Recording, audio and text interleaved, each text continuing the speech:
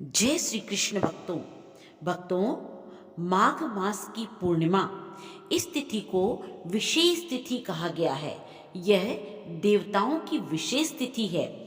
माघ महीने की पूर्णिमा और भी ज़्यादा महत्वपूर्ण है क्योंकि इस दिन माना गया है कि देवी देवता मनुष्य के रूप में धरती पर मौजूद रहते हैं और गंगा स्नान, दान, पुण्य आदि भी करते हैं।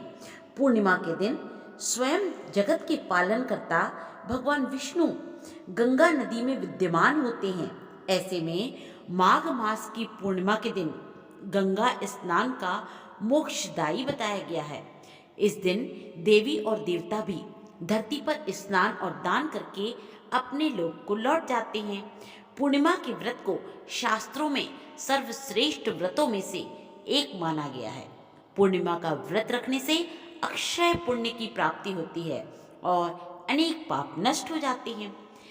इस बार माघ मास की पूर्णिमा पर आप भी यह व्रत करिए और इस व्रत की पूजन विधि इस प्रकार है।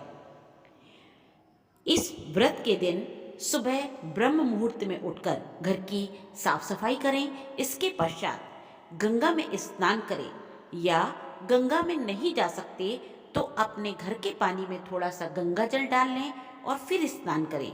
इसके पश्चात भगवान के सामने पूर्णिमा का व्रत रखने का संकल्प लें। भगवान विष्णु की माता लक्ष्मी के साथ वाली तस्वीर रखें और विधि विधान से पूजन करें। पूजा के दौरान प्रभु को पुष्प, फल, मिठाई, पंचामृत और नैवेद्य अवश्य अर्पित करें।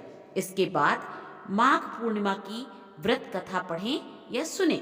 पूजन के पश्चात सूर्य के सन्मुख खड़े होकर जल में तिल डालकर उनका तर्पण करें। दिन भर व्रत रखें, भगवान का मनन करें। रात में चंद्र दर्शन करके चंद्रमा को अर्घ्य दें। इसके पश्चात ही अपना व्रत खोलें। पूर्णिमा के दिन भगवान सत्यनारायण की कथा पढ़ना भी बेहद पुण्यदायी माना जाता है। मान्यता है कि इससे 100 यज्ञों के समतुल्य पुण्य की प्राप्ति होती है। माघ मास की पूर्णिमा व्रत की कथा इस प्रकार है। कांतिका नगर में धनेश्वर नाम का ब्राह्मण रहता था। वो अपना जीवन निर्वाह भिक्षा लेकर करता था। ब्राह्मण और उसकी पत्नी के कोई भी संतान नहीं थी। एक दिन ब्राह्मण की पत्नी नगर में भिक्षा मांगने गई, लेकिन लोगों ने उसे बांझ कहकर ताने मारे और भिक्षा देने से इनकार कर दिया। इससे वो बहुत दुखी हुई। तब किसी ने उसे 16 दिन तक माँ काली की पूजा करने को कहा। ब्राह्मण दंपत्ति ने सभी नियमों का पालन करते हुए 16 दिनों तक माँ काली का पूजन किया। 16वें दिन माता काली प्रसन्न हुई और प्रकट होकर ब्राह्मणी को गर्भवती होने का वरदान दे दिया। साथ ही कहा कि तुम पूर्णिमा को एक दीपक जलाओ और हर पूर्णिमा पर यह दीपक बढ़ाती जाना। जब तक ये दीपक कम से कम 32 की संख्या में ना हो जाएं। साथ ही दोनों पति पत्नी मिलकर पूर्णिमा का व्रत भी रखना। ब्राह्मण दंपत्ति ने माता के कहे अनुसार पूर्णिमा को दीपक जलाना शुरू कर दिया और दोनों पूर्णिमा का व्रत रखने लगे। इसी बीच ब्राह्मणी गर्भवती भी हो गई और कुछ समय पश्चात उसने एक पुत्र को जन्म दिया जिसका नाम देवदास रखा गया। लेकिन देवदास अल्पायु था।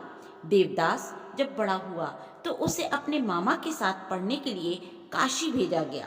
काशी में उन दोनों के साथ एक दुर्घटना घटी जिसके कारण धोखे से देवदास का विवाह हो गया। कुछ समय पश्चात काल उसके प्राण लेने आया, लेकिन ब्राह्मण दंपत्ति ने उस दिन अपने पुत्र के लिए पूर्णिमा का व्रत रखा था। इस कारण से काल चाहकर भी कुछ नहीं बिगाड़ सका और उसे जीवन दान मिल गया। इस प्रकार पूर्णिमा के दिन व्रत करने से सभी को संकटों से मुक्ति मिल जाती है और सभी मनुष्यों की मनोकामनाएं पूर्ण हो जाती हैं। जिस प्रकार से उस ब्राह्मण दंपत्ति की मनोकामना पूर्ण हुई, इसी प्रकार से आपकी भी मनोकामना पूर्ण हो जाए। मेरे साथ बोलिए, भगवान विष्णु और माता लक्ष्मी की जय।